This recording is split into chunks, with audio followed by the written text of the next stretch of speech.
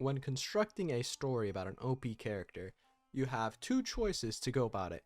You can either make it revolve entirely around how the protagonist beats everybody with no effort because of reasons, or you can make it about the protagonist trying to find purpose in things that transcend their overwhelming power by overcoming problems with their sense of self and attempt to change for the better. Today, I'm going to talk about the latter, because that's the title of the video, and the other way sucks ass.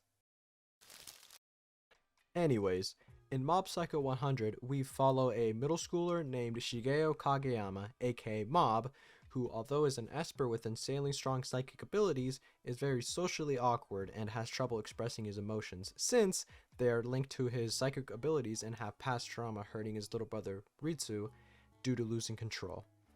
Other than going to school, Mob spends his time working a part-time job exorcising spirits for his master, Reagan, a self-proclaimed psychic who runs a consultation business where he helps his clients with all sorts of problems like exorcising ghosts in photos or in haunted locations, and getting rid of evil spirits haunting his clients. While working with Reagan, Mob always gets called in at the last minute, gets low pay even though he does all the exorcising, and easily gets exploited due to not being well versed in standing up for himself. Now, I know what you're thinking.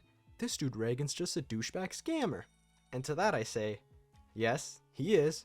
Nonetheless, he genuinely cares for Mob, which we see when he helps Mob get through whatever is troubling him, like he has been ever since Mob first walked into his office, and was given a proper ideal to live by, that being to not use psychic powers against other people, and to be a good person, since having psychic abilities doesn't make you better than others, because the truth behind one's charm is kindness.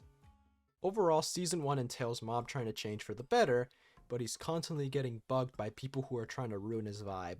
For example, first some lazy bastards from the Telepathy Club try to get Mob to join their club because they are down a member and are at risk of having their club disbanded and replaced by the Body Improvement Club. So after thinking about what he really wants to do, Mob decides to pull out the Uno reverse card and say, I know which club I'm going to join. Thanks for having me, Body Improvement Club.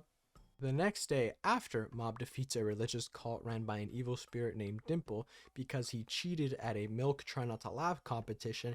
He gets baited into getting kidnapped by some other middle school students because of a love letter some idiot wrote I'm a girl on. We later realized that this was the master plan of Onigawara, the school's delinquent, to get the Body Improvement Club to fight with the other school because the middle school gangs are currently engaged in a turf war. Now, why are middle school kids involved in a turf war with each other? Don't you ever ask these questions. However, the real importance of this event was that Mob encountered another Esper named Teruki Hanazawa, and considering the way Hanazawa was living his life by abusing his powers to get everything, he immediately desired to test Mob's power to set the hierarchy.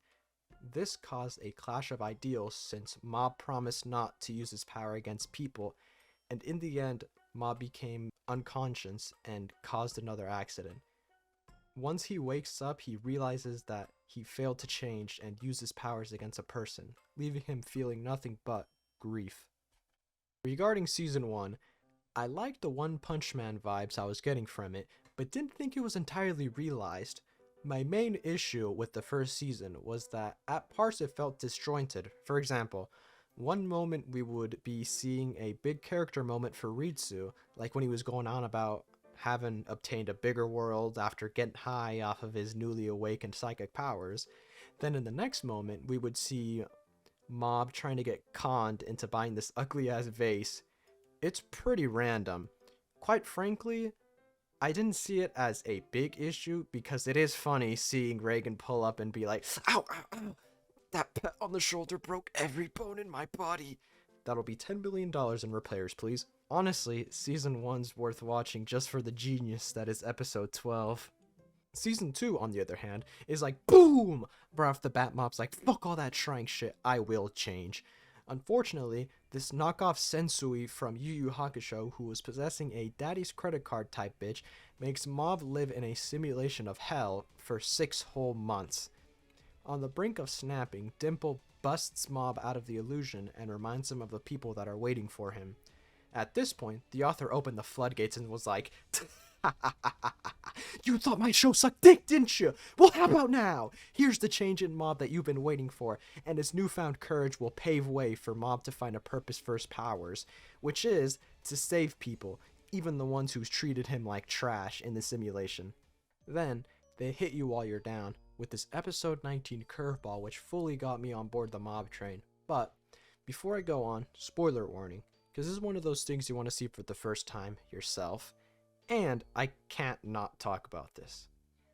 Anyways, Mob finally gets to experience hanging out with the boys for the first time, only to be called into work without prior notice, except this time, after they finish, Mob stands up for himself, reminding Reagan that he also has a social life, to which Reagan responds by saying some conceited ass stuff, making Mob take a break from going to work. Later, like student like master, Reagan gets baited into exposing himself as a fraud on a TV show by this dude who was butthurt over not getting much screen time during the last arc. Facing heavy backlash from the media, Reagan was forced to hold a press conference where he realizes how much of an asshole he was to Mob. Right after that, Reagan runs into Mob on the street, and this is where the magic happens. Let me paint the scene. First, you hear the ending song playing quietly like do do do do do do do do do do do do do do.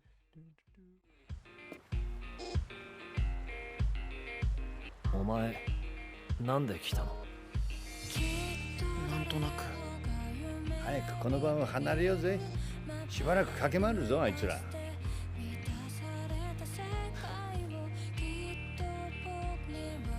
お前知ってる？何をですか？俺の正体。ネットとか雑誌とか見てねそんなの知ってましたよ。最初から。僕の師匠の正体は。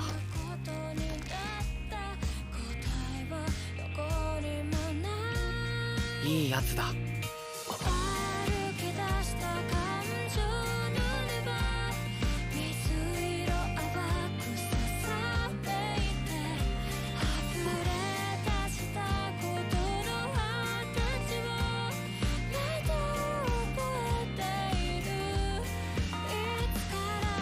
腹減ったな。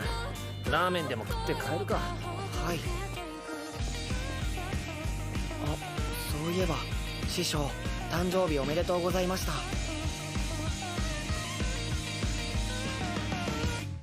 I'm telling you, emotional music with a montage, that's how you do it. Mob Psycho 100 cleverly illustrates the theme of changing for the better because of the bonds you share with the people around you through Mob's own path to change, with Season 1 being a bit rough around the edges, paralleling Mob's lonely life apart from the moments when his emotions explode, and Season 2 being exactly what I wanted to see, with Mob finding a purpose for his powers and realizing that he can change others for the better, just as he was changed by those around him. Also, I know I've been blabbling on about story this, character development that, the whole time, but come on. Their whole premise is about going 0 to 100 in a single episode. Y'all don't gotta worry about fight scenes or animations. We got the author of One Punch Man here, and Studio Bones animating it. There's no doubt about it looking awesome. Just see for yourself. As a side note, Bones is my personal favorite studio. They might not make the be-all end-all best stuff, but they consistently make a lot of bangers. I give Mob Psycho 100 a 4 out of 5. I am very hopeful for the future of the series, and I better get Season 3 by next year, or else.